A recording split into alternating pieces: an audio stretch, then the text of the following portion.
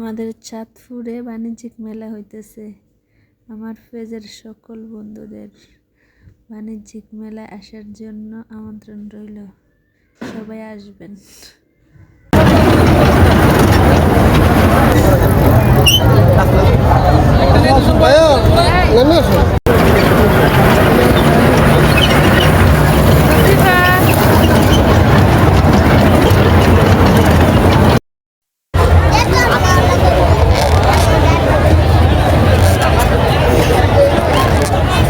Balloon আনছো কইতে কোনানো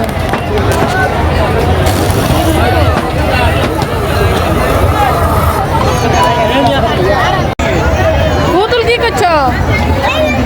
পুতুল দেখে আবার রেখে দেবা।